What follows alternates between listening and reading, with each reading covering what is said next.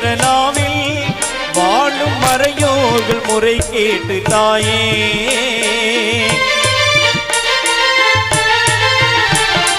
வரலாறு நிறை கேரளாவில் வாழும் மறையோர்கள் முறை கேட்டு தாயே